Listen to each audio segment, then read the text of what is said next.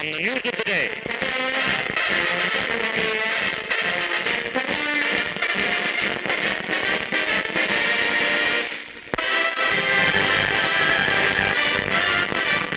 For 3 weeks, by air and sea, they searched for men reported adrift on tiny life rafts.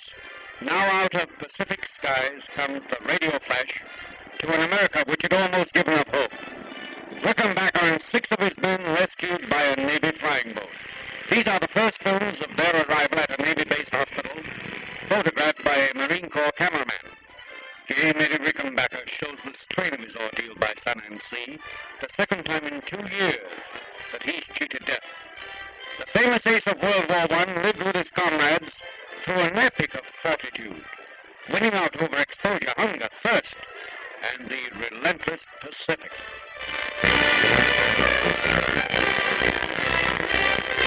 Texas-born Captain William Cherry, 27 years old.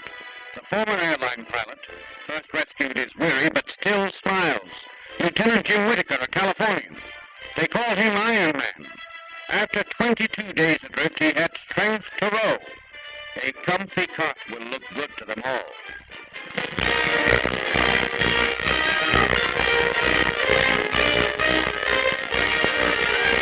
Memento of their great adventure, the rubber boat that was their home for what must have seemed a lifetime.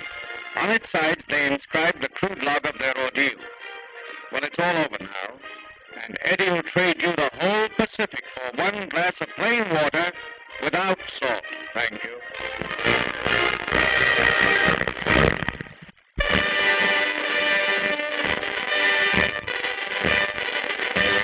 Victory report to the President and the nation.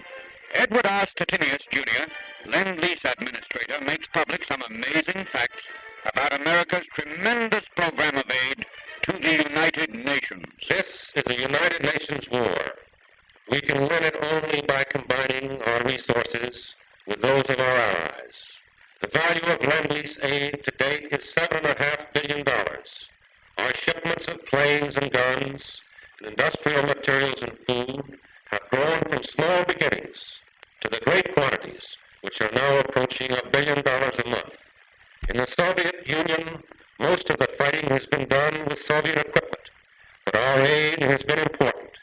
In the past year, we and the British together shipped to the Soviet Union over the Northern Road alone more than 3,000 planes and 4,000 tanks. And Lend-Lease works both ways. In the North African offensive, our forces have been aided by the British on a large scale. We shall have to send more of many things in order to carry on the forward march of the United Nations. In addition, we shall participate with our allies in relieving suffering and distress of the liberated peoples of the reoccupied areas. This program has begun in North Africa. It will continue elsewhere and will hasten victory.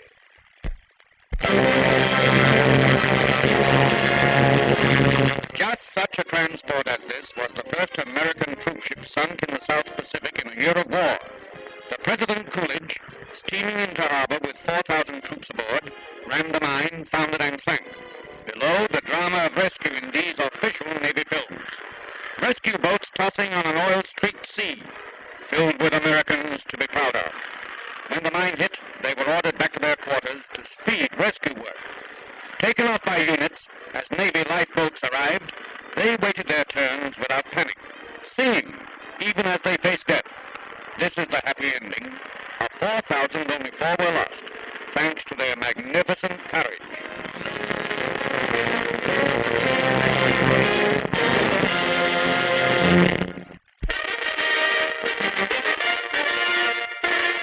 I should like to tell you the progress we've made in the past 12 months in our war bond program.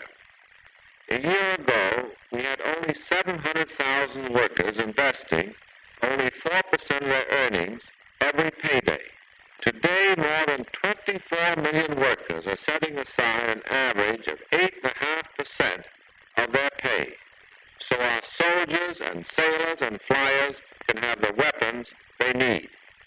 This is an achievement over here and will give encouragement to our allies and to our fighting men at their battle stations all over the world.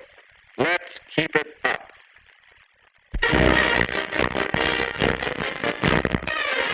Yes, women are even working on the railroad, the first female section gang in the country.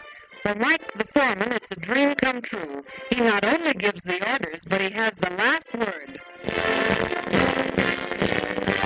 Swinging a 10-pound sledge on 6-inch spikes, they really do a man's job. Even Mike's wife is one of the gang.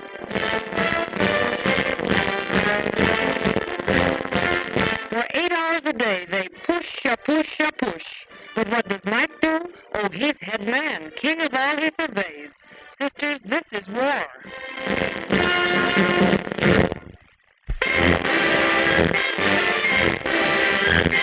General Douglas MacArthur keeps his eye on everything from the New Guinea battlefront to Yankee troop training in Australia. He puts the accent on hand-to-hand fighting, just what they need for jungle combat.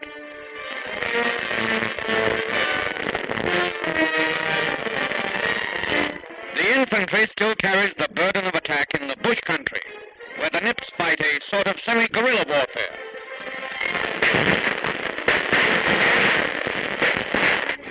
Mortar and machine gun experts clear the way for the infantry attack.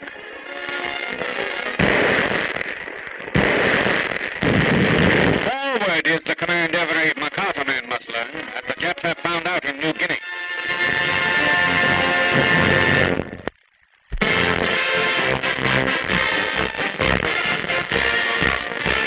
We're aboard an American carrier operating in the South Pacific.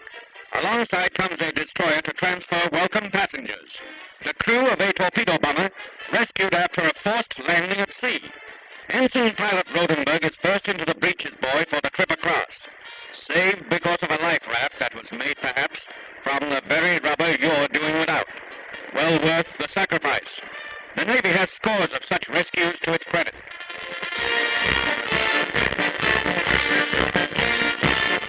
The transfer is made with both ships steaming at a steady clip. There's no stopping to do this job, for we're in dangerous seas. And so the names of 3 more fighting men are stricken from the grim list labeled missing in action.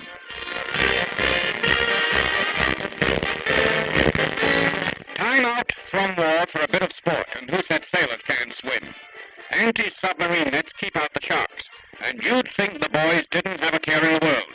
Now for some fancy diving.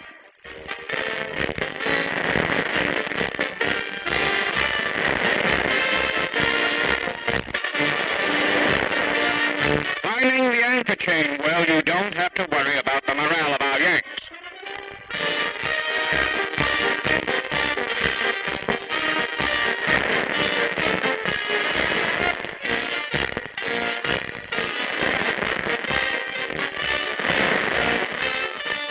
In the midst of a war-torn ocean. Welcome interlude after long months at battle stations. Symbolic of the day when the whole Pacific will become one great big Yankee swimming hole.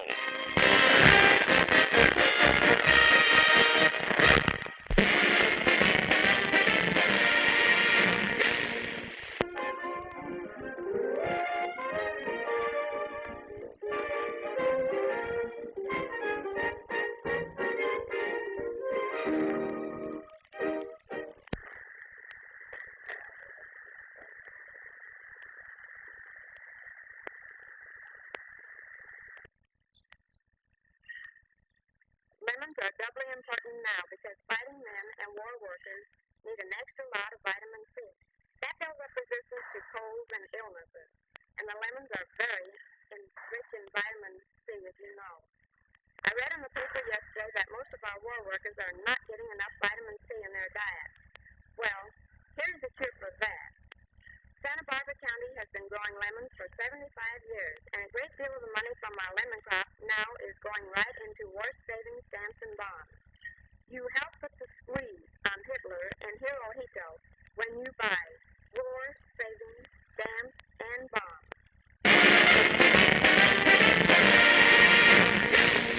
If you enjoyed that, you may enjoy some of my other World War II videos.